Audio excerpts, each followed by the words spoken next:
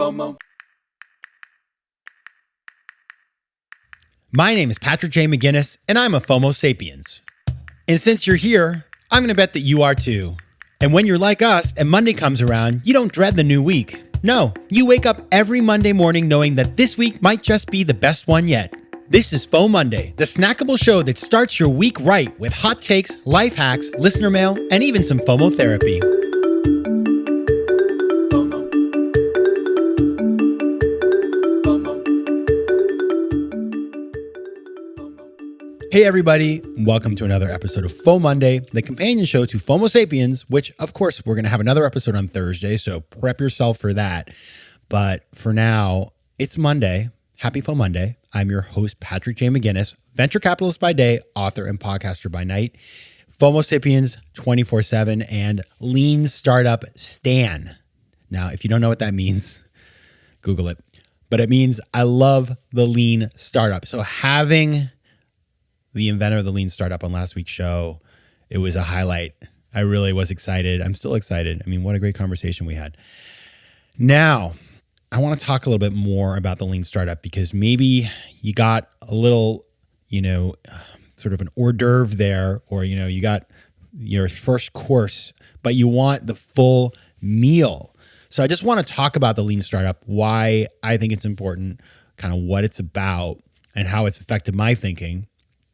But before we do that, listener mail. Love me some listener mail. And I got a really awesome note from Jeffrey Nicholson via LinkedIn. That's right, folks. If you message me on LinkedIn, I read, unless you're somebody who's trying to sell me an SEO services or a website, in which case I don't read it. But if you send me a nice note with thoughtful comments on FOMO Sapiens, I read them and I write back. And so Jeffrey and I have been exchanging a couple of notes, and here's what he said. He was reacting to my show with Michael Hendricks and the FOMOndays with my brother Michael about improvisation and business. And he says, "Hi, Patrick. Your program yesterday with your brother was super. I got so many ideas from it for my mentoring practice with startups. Huge bang for the buck. In particular, I am thinking about how to practice certain behaviors such as inspiration, questioning, and encouragement, and rehearsing approaches. Kind of like listening to individual instruments and also applying Mike's ideas on awareness and focusing on exactly what is going on around me. Hendricks was also great last week as well. So nice to get a perspective from outside business. I do like your podcast. Keep up the great work." Now, he also said, "I just remembered this publication by BCG, now it's Boston Consulting Group, issued in 1990 called Jazz versus Symphony." It is, apparently he worked there. And so John Clarkson, who was the CEO at the time, wrote it, and he was very inspiring. And you can find this if you go to the bcg.com website. Just search for Strategy Jazz versus Symphony. So first of all, Jeffrey, thank you so much. So nice of you to write in. And I just think it's cool that you shared that link. So people who want to learn more, especially thinking about the symphony versus the jazz, I like that topic. Very interesting stuff. I read the piece and I liked it. Now, the Lean Startup. Okay. So the title of the book by Eric Ries is The Lean Startup: How Today's Entrepreneurs Use Continuous Innovation to Create Radically Successful Businesses. And his mission in writing the book, so he writes, was to improve the success rate of new innovative products worldwide. And basically, he recommends doing two things, two big ideas here. Number one, be tolerant of all mistakes the first time. Number two, never allow the same mistake to be made twice. Like that, right? Tolerate those mistakes, but don't repeat them. It's the rules to live by, really. And he writes, it's very interesting. The lean startup takes its name from the lean manufacturing revolution that Taiichi Ohno and Shigeo Shingo are credited with developing at Toyota. Maybe you studied that at some point. I studied it in business school. You might have done the same. If not, you should look it up. It's pretty interesting. TPS, Toyota Production System. Among the tenets are drawing on the knowledge and creativity of individual workers, the shrinking of batch sizes, just-in-time production and inventory control, and an acceleration of cycle times. So much production language here. It's just like, man, it's a lot. It's taking me back to my operations class in school. And it shows you how to build quality products. So that is the notion of lean. And, if you don't know about lean, it's like one of these things. It's like people get certified in it and they build a career around it. So it's plenty of content out there for you. But I don't know that much about lean, and I still found the lean startup to be extraordinarily helpful. Now let's talk about a couple of the steps. So basically, the notion behind this is that there is a process to entrepreneurship that can be learned. And the role of a startup, the goal of a startup is to figure out the right thing to build, something that actually customers want to pay for as quickly as possible. So don't dilly-dally, like figure out what they want to pay for and then build it and do that process as quickly as possible. And also, it's based on this idea that customers don't just tell you what they want. They reveal the truth through their action or inaction. And so you just got to test and validate your value and growth hypothesis.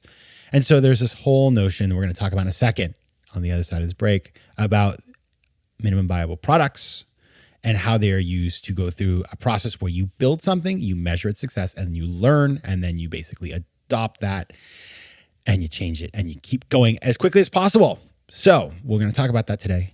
What I think is so cool about that stuff and why it impacted me in just a second. FOMO. FOMO.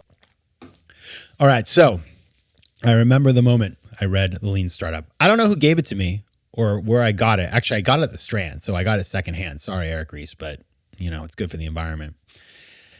And I was on a flight. And it was like I had left my corporate job. I was in the world of startups again. But like I had this old mindset because I started my career when a company wanted to get going. They'd raise a big pile of cash, millions of dollars. And they would build and spend all the money to build something. And then they would launch it. And they'd say like, ooh, do people like it or not? Sounds crazy now, but it's true. And that's why the 2001 tech bubble burst, because like companies raised tons of money, built things nobody wanted, nobody used them, and then, end of story. So when I read this book with this idea that like, you got to figure out what customers want, you need a minimum viable product. In other words, you build something cheap, then you test it, and not for very long, right? I said 3 tests, just test it. Then the next day, you figure out what you learned, and then you move forward. You either change it, you change direction, or you keep going. That notion is so important because you don't need a lot of money to innovate. And that's, by the way, this whole mindset is why you have these tech accelerators like Y Combinator, and there's a million out there, right? That give companies small amounts of money. I say spend 6 months figuring this out, talk to customers, iterate, change, pivot, all that sort of stuff.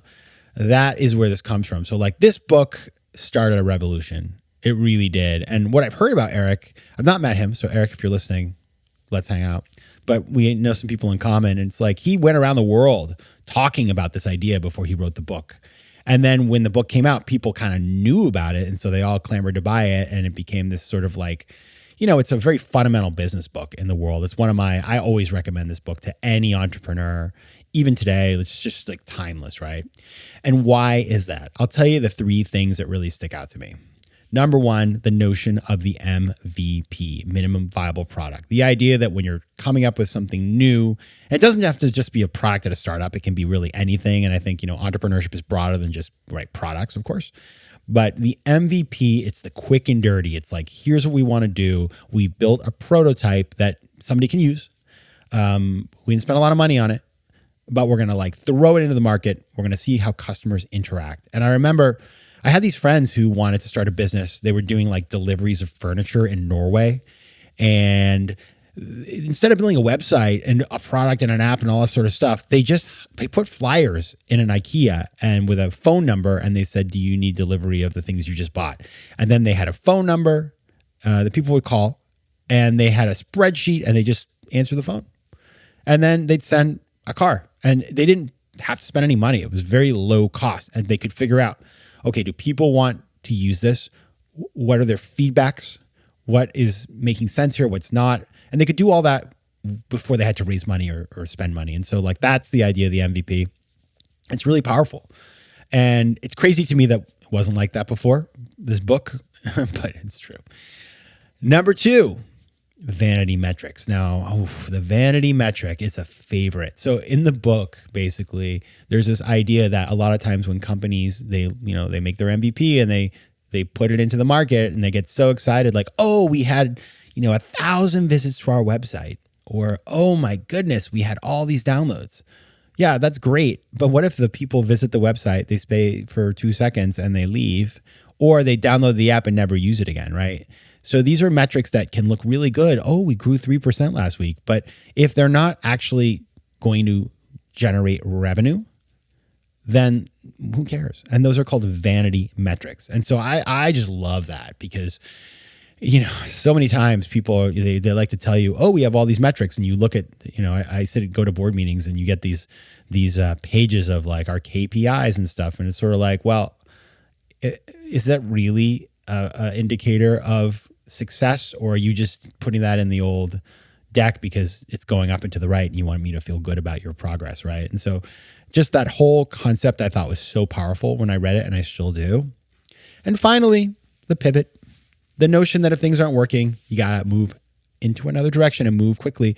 Like that word pivot we use it all the time now, right? I mean, everybody talks pivot. I'm going to do my pivot, this, that, and the other.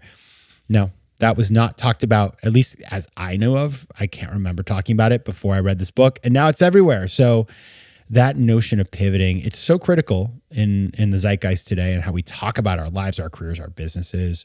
But it started, at least for me, in the Lean Startup. All right, everybody. I hope you enjoyed this conversation. And of course, the Lean Startup, I think the 10% Entrepreneur couldn't exist without it. So another reason I love it.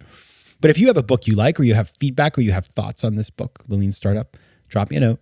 Let's connect to Patrick McGinnis, or Twitter at PJ McGinnis, or Instagram at Patrick J. McGinnis. Thanks so much for listening. And if you drop me a comment and it's a good one, I will definitely share it in the future.